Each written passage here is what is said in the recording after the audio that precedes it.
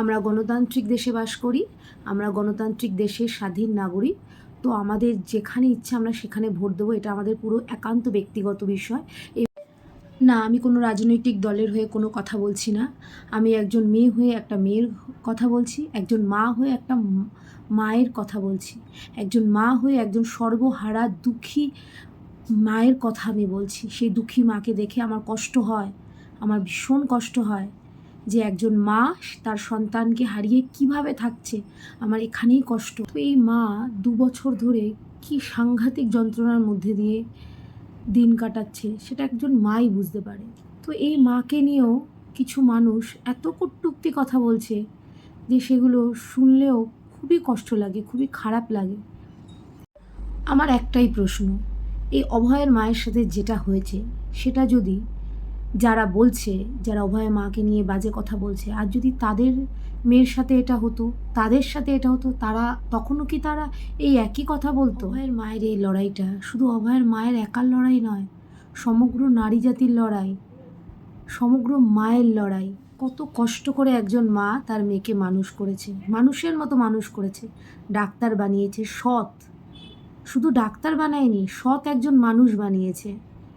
সেই মাকে শুনতে হচ্ছে সেই মা অশিক্ষিত, দর্জি কাকিমা, আরও নানান রকম কথা। তো আমাদের কাছে এরকম অনেক শিক্ষিত মানুষ আছে যাদের কাছে অনেক পয়সা আছে, শিক্ষা আছে, কিন্তু তারা কিন্তু তাদের সন্তানকে মানুষের মতো মানুষ তৈরি করতে পারে না। তাহলে সেই সব মানুষ তো ব্যর্থ। যাদের শিক্ষা আছে, যাদের পয়সা আছে, কিন্তু তারা কিন্তু সন্তানকে মানুষের মতো মানুষ করতে পারে না, অনেক সময় দেখা যায়। কিন্তু অভয়ের মায়ের কিছুই ছিল না, তার মধ্যে থেকেও সে তার সন্তানকে কিন্তু মানুষের মতো মানুষই করেছিল।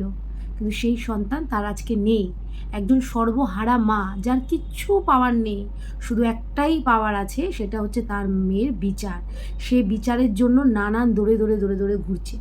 তো তার যদি মনে হয় যে সে কোনো পথে তার মেয়ের বিচার পাবে, তাহলে তাকে নিয়ে কেন আমরা বিদ্রূপ করব? তাকে আমরা উৎসাহ না করতে পারি, নিরুৎসাহ করব না। তাকে আমরা উপকার না করতে পারি, অপকার করব না। তার এগিয়ে যাওয়ার পথে আমরা বাধা হয়ে দাঁড়াবো না। একটা মানুষ হয়ে তো একটা মানুষের এটাই কর্তব্য হওয়া উচিত। আমরা মানুষ হয়ে কি করে আরজি করের ঘটনা ভুলে যেতে পারি? আমরা কখনো ভুলতে পারবো না। আমরা কি করে ভুলে যেতে পারি আরজি করে এরকম নৃশংস ঘটনা? কোনোদিন ভুলতে পারবো না আমরা। আমরা যতদিন বেঁচে থাকবো, আমরা আমরা কোন সমাজে বাস করি যেখানে এত বড় একটা ঘটনা ঘটে যায়, যেখানে কোনো বিচার হয় না? আজ অভয়ের মা অক্লান্ত পরিশ্রম করে চলেছে মেয়ের বিচার পাওয়ার জন্য। আর যদি অভয়ের মা ভোটে না দাঁড়াতো, তাহলে অভয়াকে নিয়ে আরও অনেক রাজনৈতিক দল রাজনীতি করতো। তো সেখানে অভয়ের মা অভয়ের জাস্টিসের জন্য রাজনীতিতে গেছে। তো সেখানে মুশকিলটা কোথায়? তার যেখানে মনে হয়েছে তো সেখানে সে গেছে, এখানে তো কারোর কিছু বলার নেই।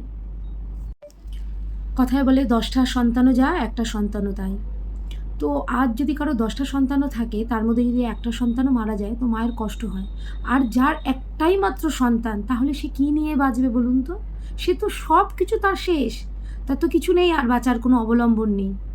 এই সর্বহারা মায়ের যন্ত্রণা ওই অভয়ের মাই বুঝতে পারছে, আর কেউ বুঝতে পারছে না। আমরা পাশ দিয়ে আহারে উহুড়ে করছি, কিন্তু তার যে কি যন্ত্রণা সে একাই মাত্র ফিল করতে পারছে।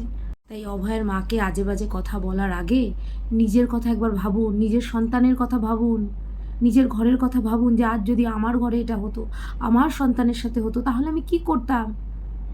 আজ যদি অভয় বিচার না পায়, তাহলে জানবেন পরবর্তী ভবিষ্যৎ আরও খারাপ।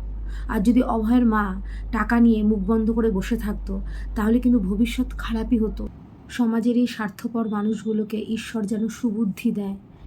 আর যে অভয়ের এই পরিণতি করেছে, যে বা যারা অভয়ের এই পরিণতি করেছে, ঈশ্বর যেন তাদের উপযুক্ত শাস্তি দেয়।